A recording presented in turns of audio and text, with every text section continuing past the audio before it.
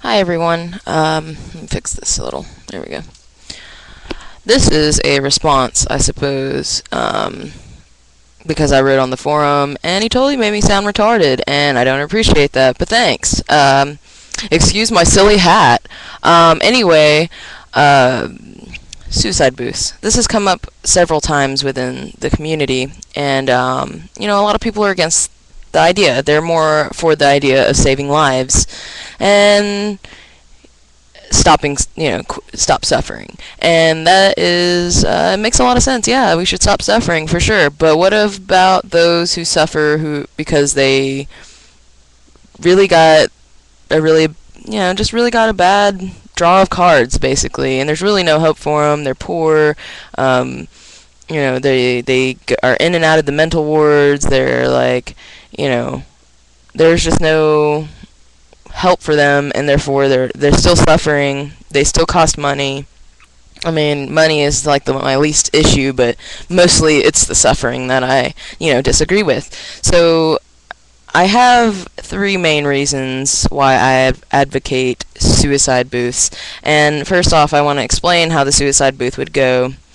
It probably wouldn't be a booth. It would probably be a clinic because, you have to have money to fund this stuff, and I don't see the government putting like booths everywhere where you can just walk in and die. But it would be in a clinic. You would have to go through probably a court trial as to why you want to end your life. You would probably have to go through an examination, a 3-day examination, so people can, see how you act within your life, to see if you do need some kind of mental help, to see if you are mentally sound to make this decision. Okay, then 3, you also have like a date, the date of, you're going to be euthanized, basically, and up to that date, you're allowed to cancel. You can cancel at any moment. It doesn't cost anyone any more money than actually, it saves money, actually, if you don't. So, yeah, I just feel like that's more of a therapy. And the majority of depressed people, especially the ones that I've worked with, in the 3 years that I worked with mentally ill people, they were very attention-seeking, depressive personalities. They were like, nobody cares, blah blah blah blah blah, and I'm just gonna end my life. And when they go to attempt it, it's really petty. Like, they don't even really attempt it, but they really mess themselves up really bad, like jumping off of a bridge into water. Like this one lady, she broke all of her bones, and she's very serious about ending her life, but really she just wanted her husband to like care about her. And when that happened, yeah, he started to care more, but she should have not gone through that to begin with. Like, she should have went through some sort of trial and to get her the help that she needs. And I think this whole like 3-step trial thing would be good because it would get more people into having get people to have treatment, because a lot of people are too afraid to go in there because they're afraid they're going to be locked up forever, which they are. I know this is all coming from naive people that don't really deal with real insane stuff, but let me inform you a little bit about acute care and long-term care. If you even talk about suicide or hurting someone, like killing them, or mostly it's the suicide thing that they take seriously, and which they should. But if you just talk about it, if you advocate that you really want that or whatever, you are locked up for a 3-day examination anyway. Okay, you have no rights within those 3 days. They shoot you up with whatever drugs they want to shoot you up with. They give you whatever pills they want to give you. You are a ward of the state for those 3 days that they examine you. And if you do not lie your ass off to get out of there, you stay there until, you lie and say you're better, because the majority of the patients never get better. Because they're just giving them pills. They're not giving them therapy. I mean, that's because the state, whatever, I don't know. I mean, I don't work for them anymore, so I can say whatever I want to say.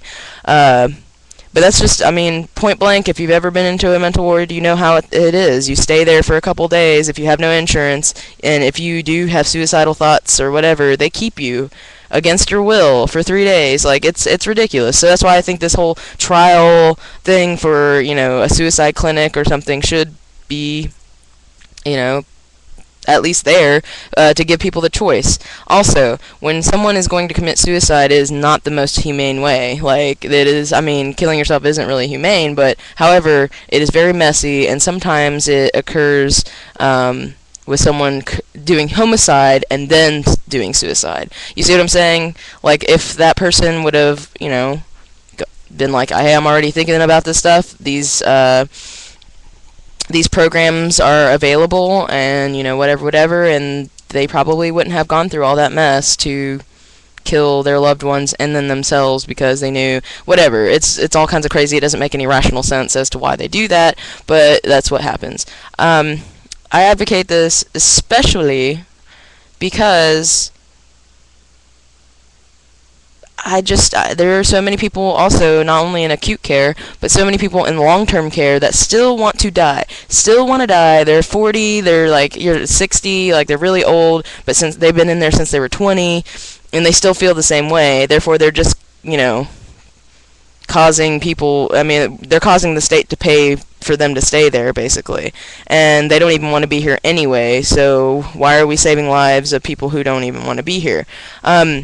I understand the whole mentally ill thing. There are turnarounds and stuff like that, but that's what I mean by the, you know, evaluation period and the therapy period. They're free to get, you know, what they need to get.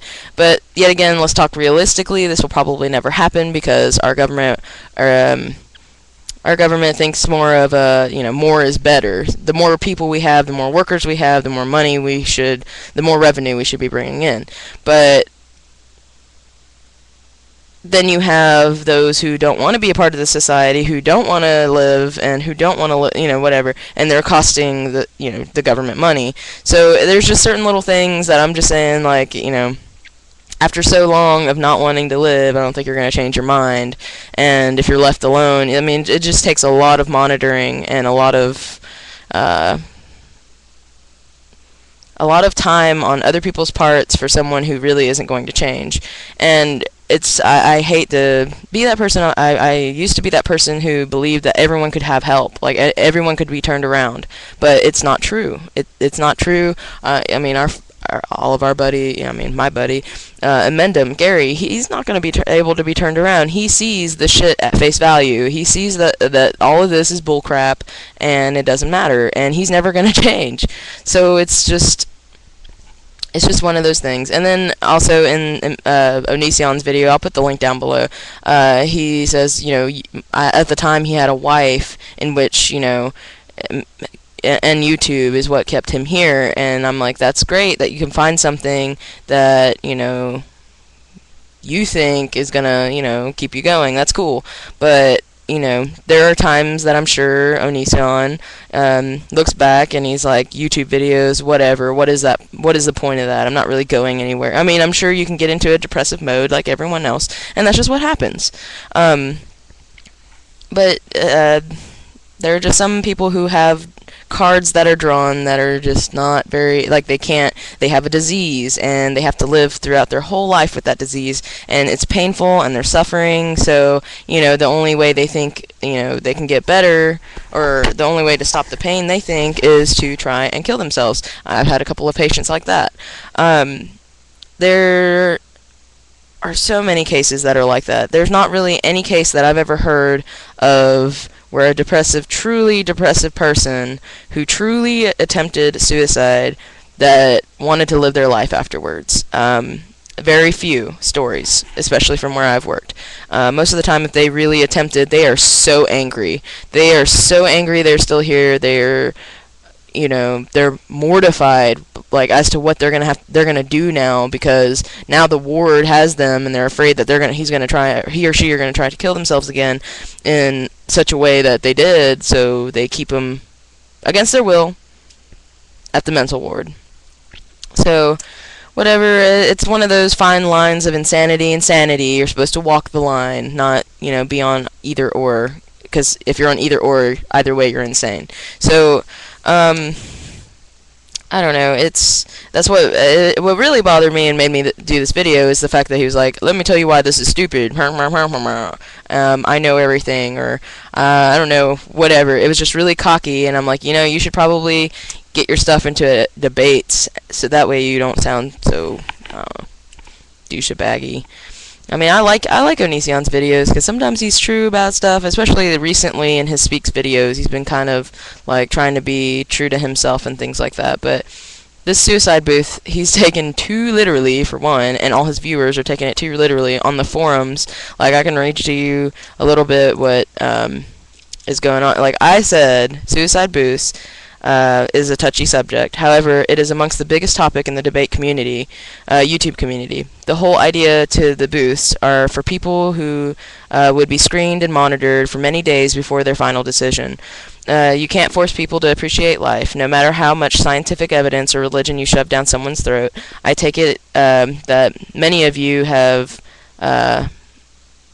not seen or dealt with real insane people. Some of them, no matter how many meds and therapy they are put on, they still want to die and are still depressed. It's just an idea to stop the suffering. Living a life that is like that is not living a life.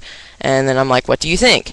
And these people, like this specific person was like, I've never heard of suicide booths. And basically, it doesn't really sound all that realistic. I mean, who would support this? Who would actually put up something like that? It sounds completely insane to me. And imagine people having a bad day and are like, hey, there's a suicide booth, let's go kill ourselves. It's too easy and so pointless. Okay, see, that's too literal. I don't mean like they're going to set up booths. There's no way that people, I mean, there's no way, since there's such a strong hold on saving lives, that they're going to just let someone kill themselves, obviously. So I answered, I've never heard of, okay, I answered, well, it wouldn't be just out in the open like that. It would probably be done in a clinic, as most things, and there are several who support this idea. Look at it this way. The military is a sign-up, sign-in, waiting suicide booth, which it is. I feel like, especially a lot of my friends from high school, a lot of them were, depressed, didn't know what they were going to do with their life. They didn't really want to go to college. They didn't have anything they really wanted to do. So they signed up for the military. And a lot of the times, after I would talk to them, they were like, whether I come back or not, just know that, I've had a great time with you. Like, they were saying their goodbyes like they were going to die. That was pretty fucked up. Just so you know, like my senior year, that was pretty fucked up. Anyway, it's about giving everyone a choice, no matter what. I'm not saying that we should assist people, but I mean, I can see how you can say this is assisting, but I'm saying this is putting it into a humane, clean, clinical environment in which they can get that done without having to cause any more, outward craziness, because they bring their family into it. Like I said, people will go through homicide and then suicide. Like, I'm just saying. Some people have severe mental illnesses and really have no hope for living, no matter what treatments they go through. It's a question of save the lives so they can continue to suffer, or give them a choice. Chances are, if the choice is given and become more of a reality to them, eliminating the ifs, ands, or buts. So, like when you're killing yourself, if I survive or if I don't, that eliminates it, because you're like, I am going to die. Like, I will not have to deal with this shit. It really makes you think. Anyway, on with what I said. Or buts. Most people who are in a situation where they have to sign up to die, I think, would second guess it and cancel their appointment, thus giving them a new view to live through life. It's a sort of therapy, I suppose. But yeah, there would be definitely be stipulations. And this person says, well, you do have a choice anyways. Okay, I explained at the beginning of this video that we don't have a choice, because you get locked up for 3 days, if not longer, and you have no rights. You have no, they give you whatever medications they want to give you. Like, you don't have a choice. This person obviously has never dealt with anybody that's crazy or been in the crazy bin. Just saying. If you're going to kill yourself, then you're going to kill yourself with or without a suicide booth. Okay, no, you're going to attempt to kill yourself, because I don't think people realize how hard it is. It's really hard to kill yourself. I mean, your body is just not built to kill yourself. That's just the way it is. DNA, it's all built to survive, basically. But having such a thing just makes it easy, or easier. No, that's where I don't agree with this person. It doesn't make it easier, because you still have to go through the trial, and the tribulation, and the therapy, and the observation. Like, there's all kinds of shit you have to go through before you can go and do that. And and this would be any individual's way to get that done without having to be put into a bin, into